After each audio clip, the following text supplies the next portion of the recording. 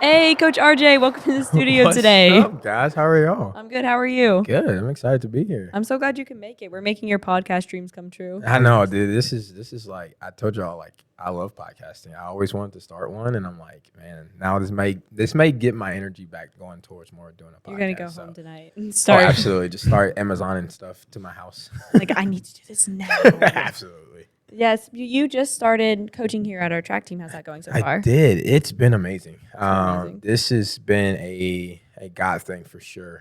Ending up at Oak Mountain. I came and visit maybe last March or April, I believe. Oh, really? Came and checked out our practice. Y'all probably didn't see me. I was kind of in and out, and I just kind of felt like this is where I was supposed to be. And I connected with Miss Rogers, and she had a need that I could meet, and I thought like this is where I was supposed to be. So it's been amazing being here. Y'all have been super welcoming, and the athletes have been amazing, and so I'm excited to be here. Yeah, it's a perfect time. I mean, Oh, you've yeah. only been coaching for what, 3 years? It's 3 years, yeah. Third school in 3 years. Oh my gosh, That's amazing. Third school. Third school in 3 years. Yeah, I started volunteer coaching my senior year of college track at a high school in Louisiana, and then I moved to Baton Rouge, coached at a 5A school there, and then this is my third school, Oak Mountain. So That's amazing. Is this your first 7A school? yeah, because in Louisiana they only have 5A, Oh, really? but the school I was at has just as many kids as y'all.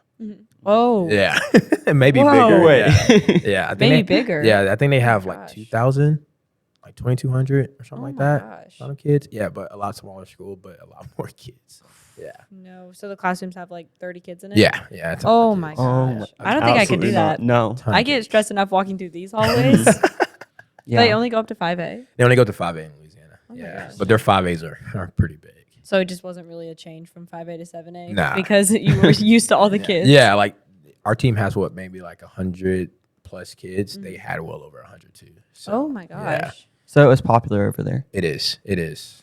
Track is huge there because everybody plays other sports, but like that's their off-season sport, and they love it. And we actually had a pretty good team last year. I always tell everybody they're kind of like a Oak Mountain. Like Okay. they're young. They were young and like a little inexperienced as far as just proper track training goes in Okay. a sense. Mhm. In high school, that's normal though, and so they weren't known to have a lot of success, and we put in a lot of work, and they bought in from like day one, and ended up qualifying for state for the first time. Wow. and scored some points at state, and we Okay. won district and regionals, and it was pretty cool. It's a pretty cool experience. I was kind of bittersweet to leave there though. Yeah. Why did you move to Alabama? My girlfriend, okay. actually coaches at UAB, and my God family lives in Chelsea, and I just thought, honestly, being closer to her, but also just a fresh start. Been in Louisiana my entire life, besides school in Texas, and I just want to see what was out there. Yeah. I love and that. Just starting somewhere new, you know. It's good to like explore, see what your options are. Oh, yeah. yeah, absolutely. And plus, like, you're young. It's like only your third year. Yeah, So. I'm super young, so like I can literally pack my room up right now in my car and go wherever I want. Oh my Like, gosh. that's how much stuff I own. Oh no. I could not. I'll say your room is probably like full of stuff. It's packed. It's packed. Oh my gosh. It's never clean. Yeah, my room is so messy right now. It's actually bad. Man, wait till y'all get to college and y'all realize like every time you have to move that stuff in and out of your dorm, you get tired of it. Then you just start getting rid of stuff, and you're like, everything that can fit in my car is all I need, so I can travel wherever I want and go wherever I want at any time. Because I don't need a U-Haul. I don't need a big truck. I just need my little small Mustang, all my stuff and my clothes, and I'm good to go. You have a small car too. I do have a small fit car. Everything I in can your fit car? everything that I own in that Oh. car. Yeah. Oh my So it's not a gosh. lot. That actually must be nice. Yeah. It that's- is. It's kind of freeing. It is. Like when I moved here, it literally took me a day. All I had to do was pack my apartment. Oh my gosh. Yeah, it was easy. That's like I wish. I couldn't even fit half It'll- my. It'll start dwindling down once y'all get older, and you're gonna realize like I really don't need this anymore. Like why am I holding on to this stuff? Like I don't use it. It just sits in storage, and then you're like I can get rid of it and make some money. I sold a lot of stuff too to make some money. That's smart to sell So- some stuff. Oh yeah. Yeah, if I didn't need it, I was fine. So not bad. I feel like I get like attached to things. I don't think I could sell things. Oh no. I would sell it and then I'd be like, no, I want it back. Wait, please give it back. She's gonna be on that like TLC show, the Hoarder. No. Have to have people come in. They have to have like sessions to Yes. get her to buy things and get rid of stuff. There's so many random things, but it's like my room's like organized chaos. Okay, so that's like good. like my mom's like, go find it. And I'm like, I know where it is, and she's like, how? How just can have you a locate it? Picture image of where it's at. Exactly. That's how I work. Oh yeah. I feel Yeah. like this is just a bunch of running shoes for you though. Oh my gosh, I have like 30 pairs, and then I Oh. get like I practice. I'm like, okay, which ones? Sometimes I'll match my shoes to my outfit because I have so many pairs. Do they come to school with a different pair almost every day? Between you, Katarina, Sam, Isaac, I'm like, man, y'all must be rolling in money with all these shoes that y'all have. No, I just got my Shoe one pair. obsession. I love like, it. He's like, I have my one pair, my ride or die pair. Oh, and yeah. and if that's it, I'm obsessed with them. what brand is it? Oh gosh. I don't know. Your ride or die pair, and you don't know the brand. I have Guys. no clue what it is. No, I just started running in cross country this year. So No way. Yeah. Okay, that's cool. Mhm. That's exciting though. I When started did my you, like- senior year. Senior school. year of high Of school. high school? Senior year of high school. I was a basketball guy, and I was getting ready. We're the end of basketball season, and I was getting ready for baseball season, and it was like the last day to sign up for cross country. Mhm. And I walked in the office, and to my coach, her name was Miss Nucio.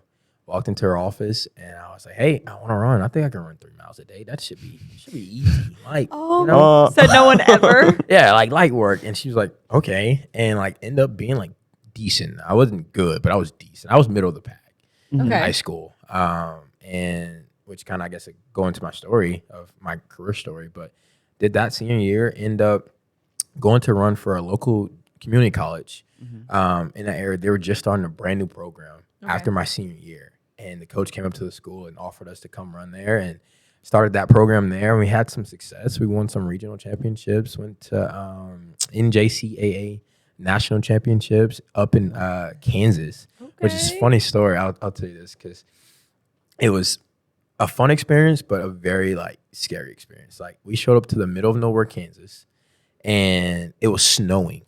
Like, Oh. like legit snowing, and like I'm from the South, like we don't do snow. You know what I mean? Like we see white flakes, it's time to go in. You know? No school today. Yeah, no school, no nothing. They're out there just having a grand old time. And so our coach literally tells us, he said, "Hey, what we're gonna do is we're gonna warm up, and then we're gonna come back to the van, and we're gonna sit in the van in the heat until they say, runners take your mark, and we're gonna run out the van."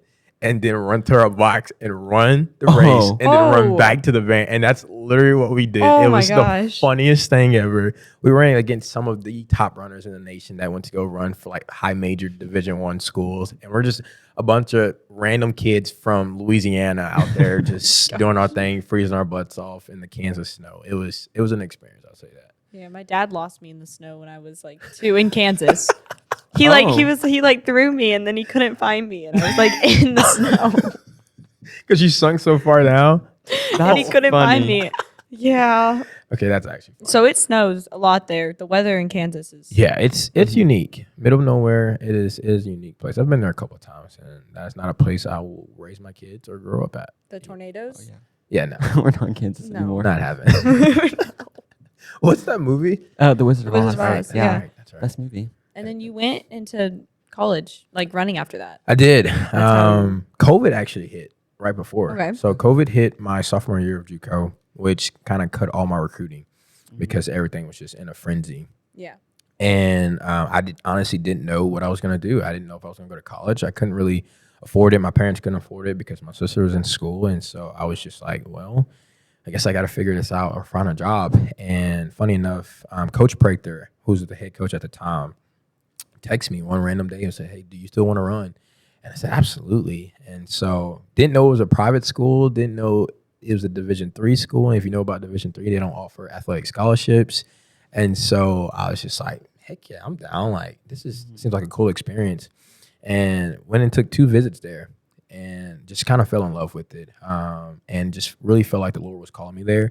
And for me, it was bigger than me running there. It was more or less like that's where the Lord wanted me. And I just had a sense of peace while I was there. And I told my mom after my second visit, I looked at her and I was like, "Hey, like, I genuinely think this is where I'm supposed to be. I don't know why. I don't know why I have this feeling, but this is where I'm supposed to be."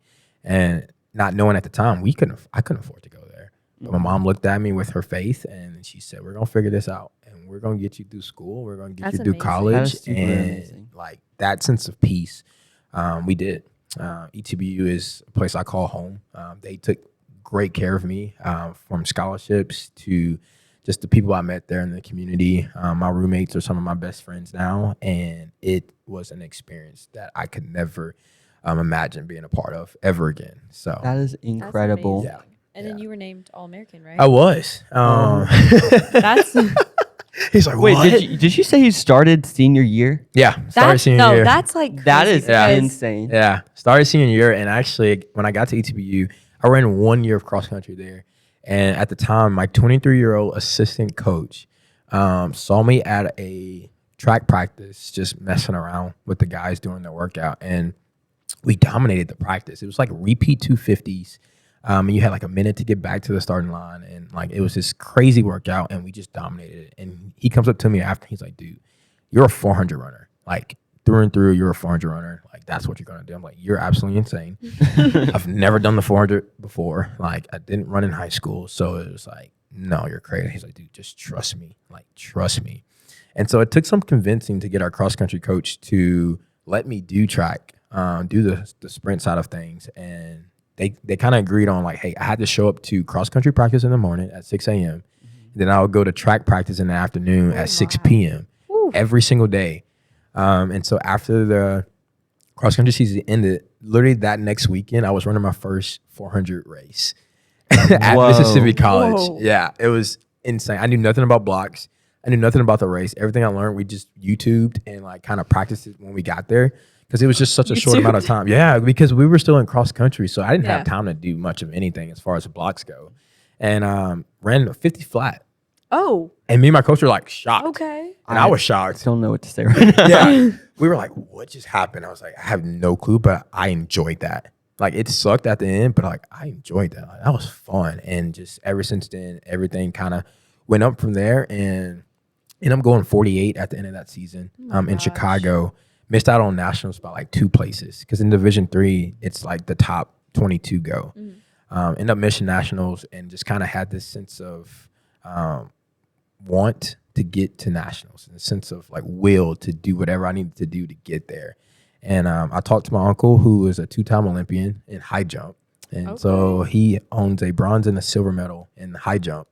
And he still holds the American indoor high jump record too. And so he was kind of my mentor through my career, but ended up talking to him. I said, hey, like, what's the best way to be consistent? Like, I'm thinking I'm about to get some elaborate answer and some like deep in depth answer. Cause he like jumped for Nike and Reebok and all these high brands. He kind of looks at me. He's like, be consistent. I was like, Wow. I was like, oh, that's great. But it clicked. It made a lot of sense. And man, that summer I worked my butt off, and coming into 2022, technically my sophomore year of track, just everything just happened. Like it kind of just happened. I ended up winning conference out of nowhere. Like the kid who I beat won conference the last 2 years, and he was very good. Ended up winning conference, setting the school record, and qualifying 5th in the nation to nationals. And nationals, I had no expectations. Like I literally was just like, I'm not supposed to be here. Like this is not. I don't know how I got here, like, but in all, like, the Lord knew I was supposed to be there. The Lord had me there for bigger plans than just running. And that's literally what my uncle told me when I got there. He's like, hey, I know you're there to compete, but it's so much bigger than you just going to run in a circle. But you're glorifying God. You're ministering, you're worshiping to all these different people that you may not even know you're going to interact with while you're there. And that's your goal and that's your purpose. And when he told me that, man, I just got a sense of peace over myself while being there in such a big environment and tons of people there. And even at the time, like I had, and a lot of people didn't even know this, I had a torn meniscus and ACL that entire Oh season. my gosh. Wait, were you running? Yeah. Like I Wait, found, did you know? Yeah, And you were just running? I knew midway what's through. happening? Oh, well. I knew midway through the season, like that I had it. And me and my trainer and my coach decided not to tell anybody. And we talked to doctors. I had one of the best doctors because I had blown my knee out before in 8th grade.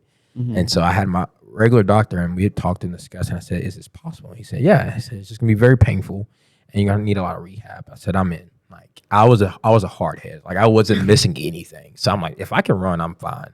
And so end up getting the nationals on a torn meniscus, slightly torn ACL, and End up finishing. I made it out of prelims, which I still don't know how that even happened. Like I qualified 7th. Like they only take the top 9.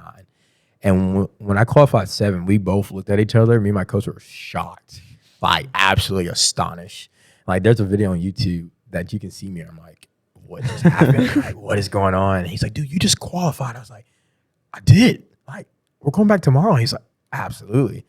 And so we got to the final day, and it was big nerves, and I was terrified. My knee was hurting very bad. It just wasn't the best weather. And he was like, man, just go out there and run your race. Do what you've been doing all year long and be gritty and find a way. And I did, and I ended up finishing 8th to become All-American. And they only take the top 8, and it was 9 of us. So I beat one guy out, and I felt bad for him because he just had to walk off the track with nothing. He worked so hard to get nothing because I only took the top 8 to be All-Americans, which is a rule they just changed now that you have second-team All-Americans now. But, man, it was a surreal experience to the point where I couldn't turn my phone on after because there was so many people watching and blowing my phone up and congratulating me, and they were posts. And I was the first one in the school's track program history, and That's amazing. That is so cool. Yeah, so it was a crazy time in college, but it was, I mean, God bless me in so many ways, man. And I am so grateful and owe so much to him every single day. So, yeah. And you said you hurt your knee in 8th grade. I did. How did that happen? Playing football. Oh. I was a little pipsqueak, probably 102 pounds soaking wet, thinking I had a lot of heart though. I was probably all of like 5'4", 5'5", but I had a lot of heart. I was like, I can hang with the big boys, That's not and short. yeah, not short at all. That's not short. Just like, I'm 5'4", and no.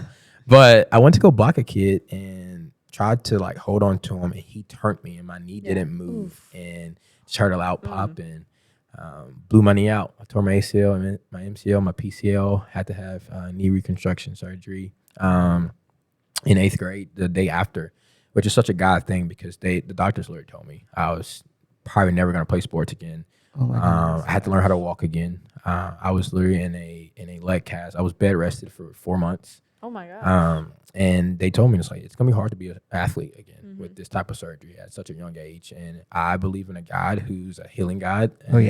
Who's a God who has a lot of power. And if it fits his narrative and it fits his story and his purpose for my life, then he can do anything. And he's shown that throughout my career time and time again. And like I said, I'm forever grateful, and my faith is forever in him and will always be in him. And it's been amazing. So. That's That is amazing so that incredible. you had to relearn how to walk and Yeah. you went out and now you're All-American. Yeah. All-American life. That's amazing. It was, I mean, like, but I also look back at the people who poured into me and the people who took the time to, whether that was my PT, who I still talk to this day, my mom, my dad, my community, all my coaches who supported me through those surgeries. Because I had 2 more in college. The last 2 years of my career, I had 2 more knee surgeries. And those people stuck by me, and they believed in me, and they trusted in me. Like my coach, his name is Zach Richardson. He's the head sprints coach at University of Texas at Dallas right now. And that man saw something in me when I got to ETBU that I didn't see in myself. And if it wasn't for him, if it wasn't for Coach Nucio in high school believing in me, and my JUCO coach, Coach Faulting, believing in me, like, and my parents believing in me, like, I wouldn't be sitting here today saying I'm a coach. I wouldn't be sitting here leading other young men and women to reach their goals, whether that's in track, whether that's in life in general. So I give all the glory to God, but also to the community and my village is what I call them. Takes a village. Yeah, it takes a village. Yeah, I give it to my village, man, because, man, Lord knows where I would be at if I didn't have them. So That's amazing. And we've already seen you like pouring into people. Like even Anabelle saw you out of the track. Yeah, the other day, like I heard you talking with like my mom about recruiting a kid from basketball. And Yeah. you were like, I want him to view me as like an older brother. yeah, That's like amazing because it makes people feel like they have that respect for you. It makes them feel comfortable. Like I love that mindset that you have. that's my coaching mindset, man. I always tell people the wins are gonna come, the success is gonna come, whether that's on the track or whatever the case may be. But my coaching philosophy is to serve. Like that's my purpose in life. The Lord gave me that gift to serve and to love others well. I think as a coach, that's our goal, especially for high school. You're in such a pivotal point in y'all's lives that decisions have to be made, and they're big decisions, and they can shape what your future is. And I think if you have somebody in your life, like I had in mind, that just loves you for who you are, that gives you grace, but also gives you sometimes tough love, but also that space to have a voice, you know? Yeah. And I think that's what it was the other day for that kid. I had saw so many people, I feel like, give up on him early on in his life, in his young life. And I was like, dude, that's just not me. Like, I will never give up on you. I will never give up on a kid, because I think as soon as you give up on a kid and everybody just lets that kid go, I think that's when the downhill spiral goes. Yeah. But having somebody to be firm with you, to love you and support you and hold you up through these tough times, man, these kids will flourish.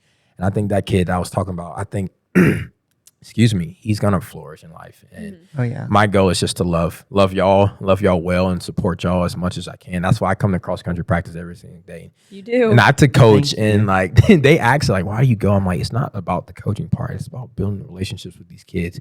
Like, if I'm gonna be around them, they should know who I am. They should know my story. They should know that I love them and I care for them, and that I will do anything possible to help them reach their goals. And I think it's so much bigger than the wins and the losses in coaching. And I think that's the narrative that I'm trying to change. I think me and my buddies are coaches, and that we talk about all the time. It's like, we want to change what a coach is.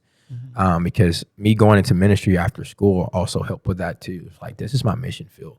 This is my way to share the gospel. This is my way to be a light and share the spirit of Christ with anybody and everybody that I come in contact with. Because I know y'all probably heard the saying of a coach will impact more people in a season than any person will in a lifetime. I might butcher that, so look that up. I think I know what you're talking I about. might have butchered that, but in that sense, if a coach will impact so many more people in their seasons, in their coaching careers, than a person will in a lifetime.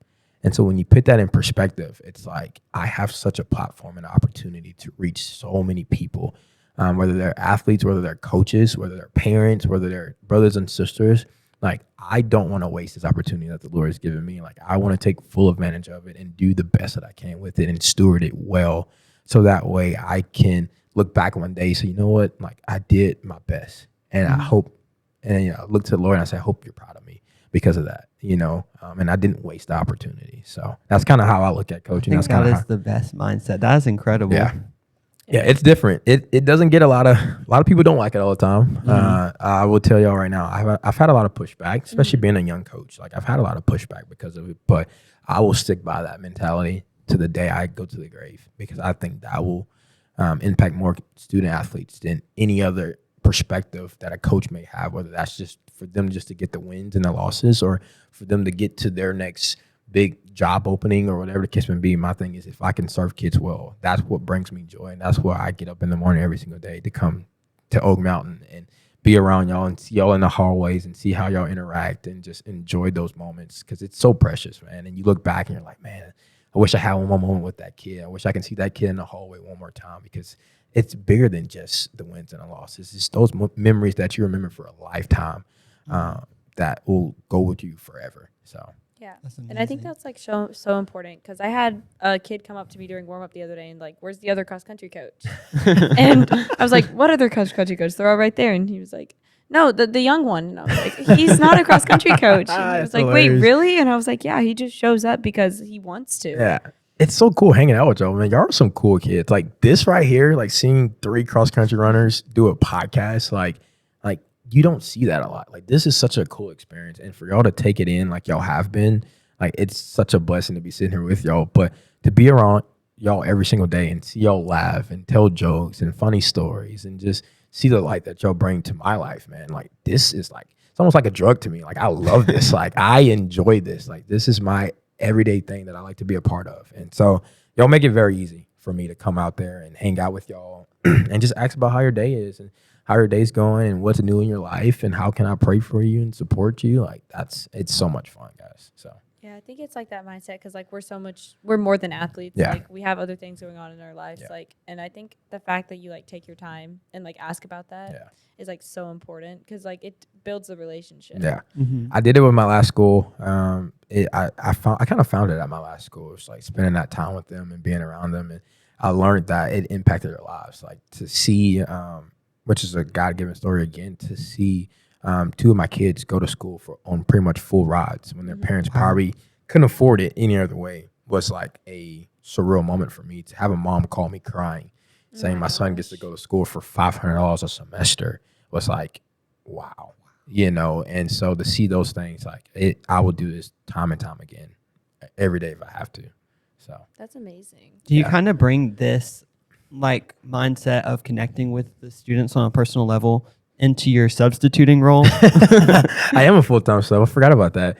Yeah, I do, man. If you see my classroom right now, there's probably about 45 kids in my class right now just hanging out for lunch. Oh my That's goodness. crazy. Yeah, that I get to talk to and get to know. They're all young freshmen. There's some upperclassmen too, but that's the same mentality, man. I actually just had a moment with a kid today in one of the classes to where I got the chance to share the gospel with him Wow. during the class because he just told me something and we just got to talking. And once I get talking about Jesus, that doesn't slow down at all. But I got a chance to share the gospel with him and tell him how good God is and what comes from it and what it means to have a relationship with him. Like those moments are so precious, man. And that can change that kid's life forever.